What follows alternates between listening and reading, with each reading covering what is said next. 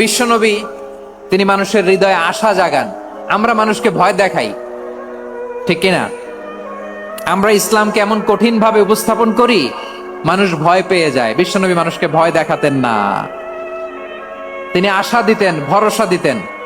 কানা রাসূলুল্লাহ সাল্লাল্লাহু আলাইহি ওয়াসাল্লাম ইযা বাআসা আহাদান মিন আসহাবিহি ফি আমরিহি কানা ইয়াকুল বাশশিরু ওয়ালা তুনাফিরু ইয়াসসিরু ওয়ালা তুআসসিরু।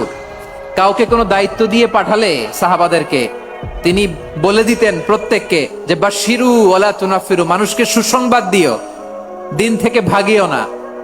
সহজভাবে ইসলামকে উপস্থাপন করো, ইসলামের শিক্ষাটাকে জটিল করে উপস্থাপন করো না। সুবহানাল্লাহ, কত চমৎকার, কত সুন্দর আমাদের ধর্ম।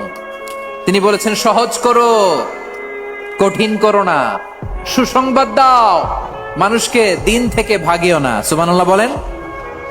তাহলে বিশ্বনবী মানুষকে জান্নাতের সুসংবাদ দিয়েছেন। He was the bearer of glad tidings, জান্নাতের সুসংবাদদাতা।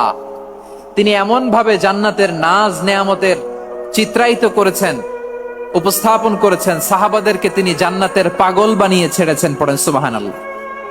আমরা তো টাকার পাগল, ক্ষমতার পাগল, দাপটের পাগল।